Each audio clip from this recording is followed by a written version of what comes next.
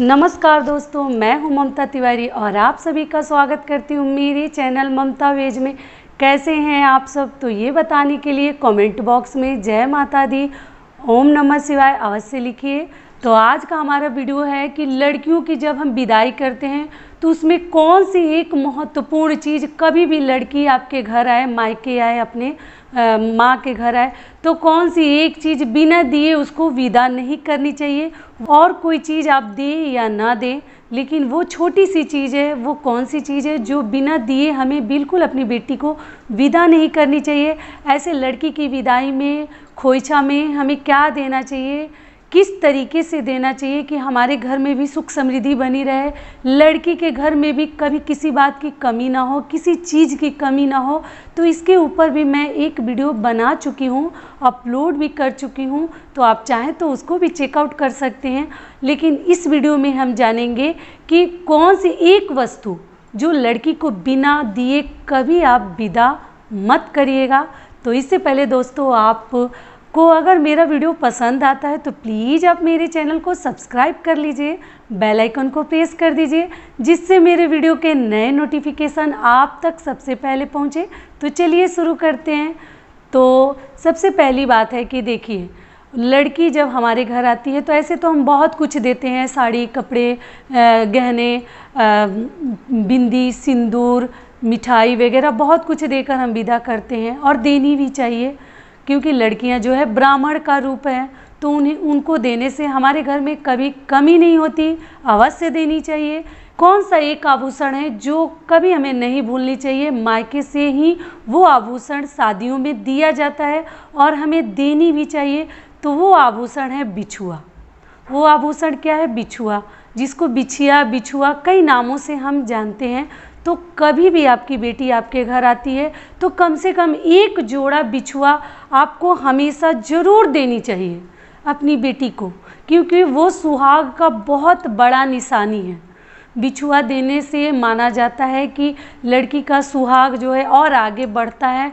और ऐसे तो आप जानते ही हैं, शादी होती है तभी हम बिछुआ पहनते हैं, उससे पहले तो हम बिछुआ नहीं पहनते हैं और ना पहना जाता है। तो कभी भी आपकी बेटी अगर आपके घर आती है तो और सब चीज़ दीजिए या मत दीजिए, आप खरीद के अपनी बेटी के लिए एक बिछुआ, एक जोड़ा कम से कम ज़रूर दीजिए।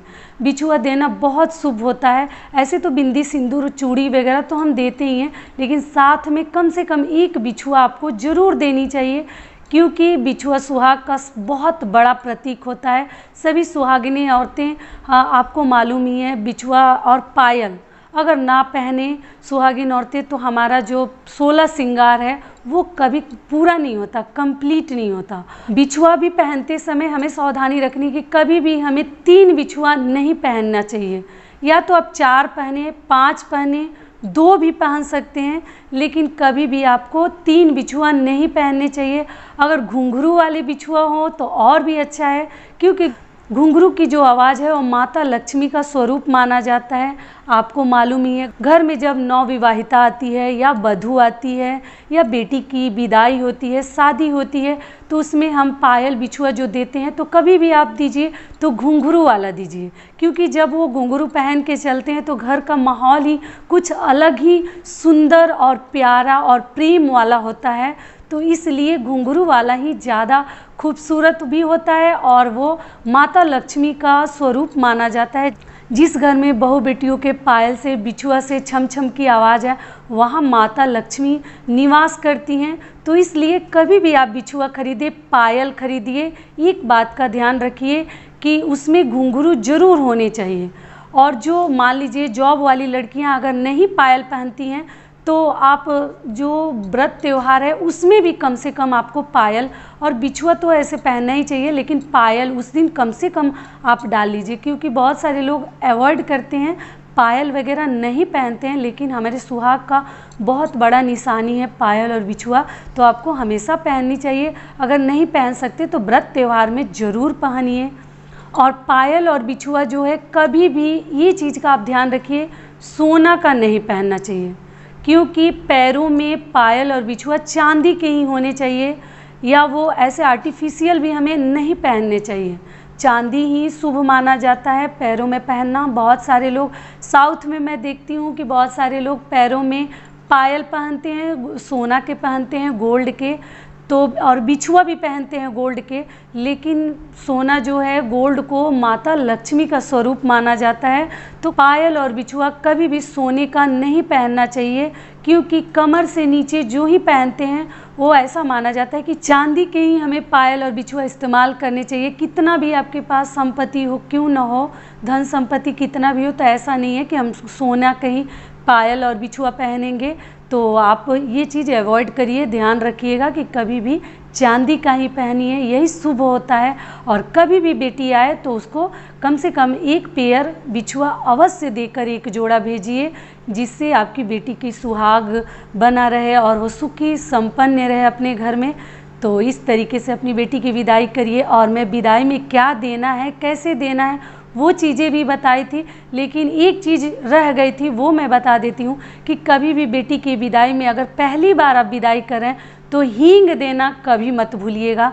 उस वीडियो में मेरे दिमाग से निकल गया था, मैं नहीं बताई थी, लेकिन आज मैं बता रही हूँ कि आप अपनी बेटी को कभी भी आंचल में थोड़ा सा हींग देके विदा करिए। इससे माना जाता है कि हमारी बेटियां जहाँ रहती हैं गमकते रहती हैं, महकते रहती हैं, चहकते रहती हैं, तो हींग देना भी शुभ माना जाता है।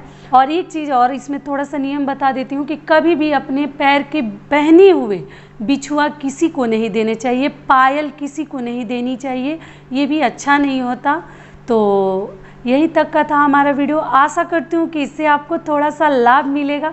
फिर मिलती हूँ एक नए वीडियो में, तब तक के लिए नमस्कार। स्वस्थ रहिए, सुरक्षित रहिए, जहाँ रहिए मुस्कुराते रहिए।